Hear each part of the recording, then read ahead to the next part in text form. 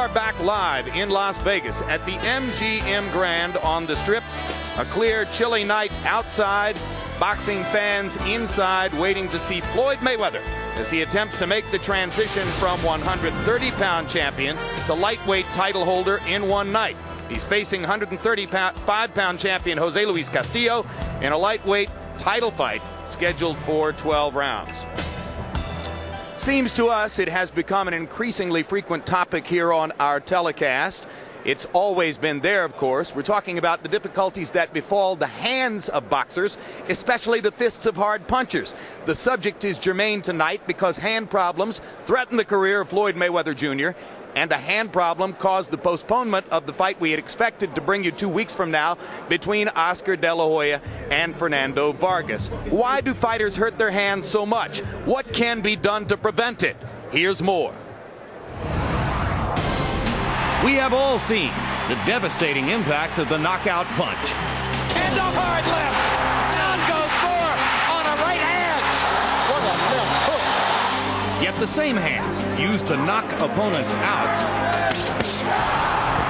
are often the fighter's Achilles heel.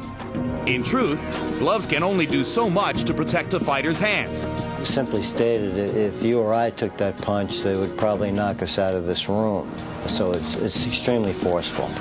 Like any precision instrumentation that you might use in any profession, the hands are prone to wearing out and breaking down. And as we all know, if you can't use your hands to box, you cannot box. My hands is everything. That's what I use. I use my hands to make my money. Your hands are the ones, they're your tools. And if you have a hand that's hurt up in that ring, it's like, it's a handicap. Oscar De La Hoya, Floyd Mayweather Jr., and countless other boxers have battled hand problems throughout their careers. For Mayweather, his ordeal was never more evident than in his hometown bout against Carlos Hernandez last year. I already went into the fight with two messed up hands. And I didn't want to back down. I wanted to, go back home and get a fans and fight. And Floyd Mayweather beginning to shake his right hand. I feel my hands starting to both hands slowly starting to bother me. So I said, forget it, I got to go for the gusto. I was trying to go for the knockout. I guess I hit him with the left hook on top of the head. Floyd Mayweather is knocked down. Worst pain I ever felt.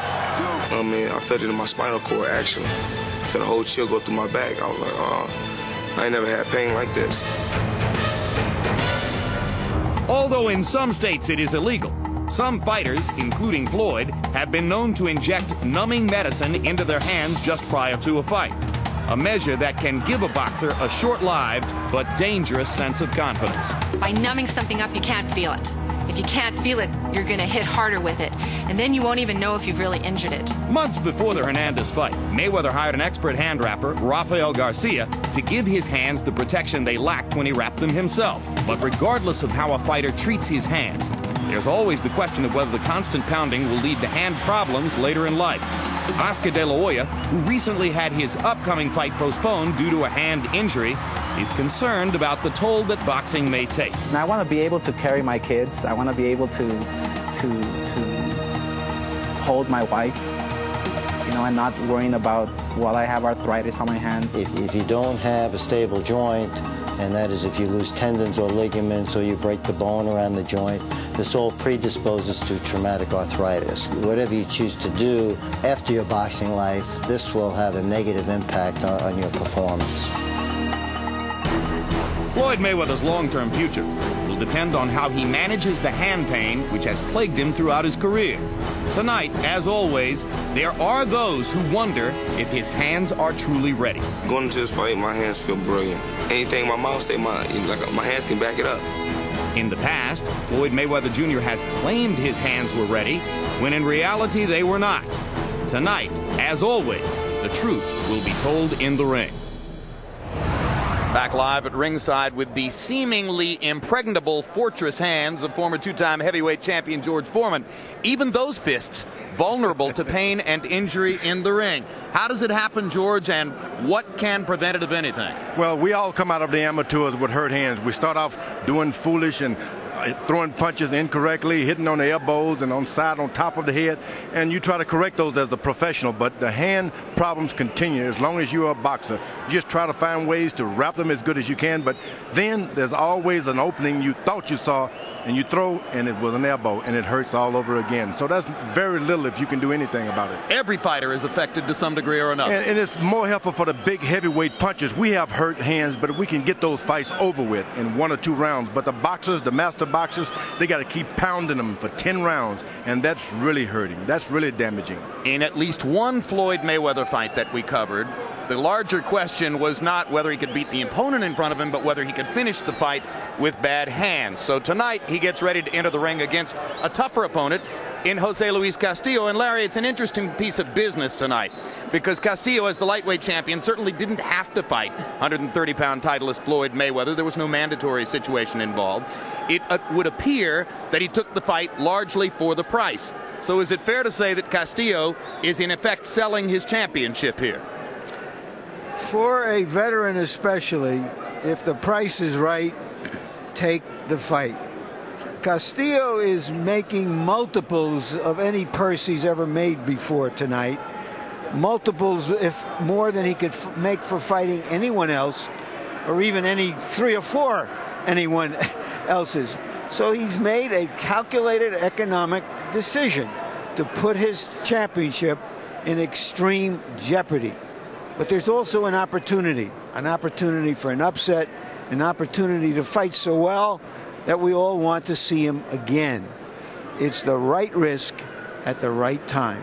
And you'll see that Castillo may have a couple of advantages as he gets ready to take this risk.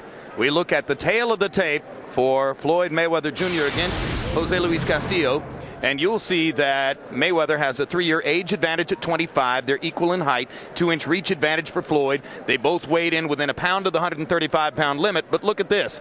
In his very first appearance at this weight level, Mayweather, who had difficulty making 130, enters the ring unofficially at a weight of 138.5.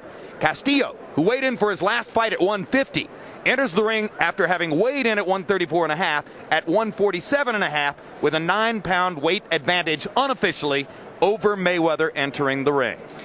A word on the scoring from unofficial ringside scorer Harold Letterman. The Jose Luis Castillo Floyd Mayweather fight is scheduled for 12 rounds using the unified rules of the Association of Boxing Commissions. There is no 3-knockdown rule. Only the referee can stop the fight. In case a cut is caused by an accidental headbutt, we go to the scorecards after 4 rounds have been completed, and you cannot be saved by the bell in any round, including the 12th and final round. Jim. All right, having held a title for a few years now, Floyd Mayweather is accustomed to entering the ring second. Tonight, as the challenger for Castillo's title, he reverses that pattern and enters the ring first. There are only a few thousand people here to see a fighter regarded as one of the best in the world, moving up in weight to fight the biggest, strongest fighter he's ever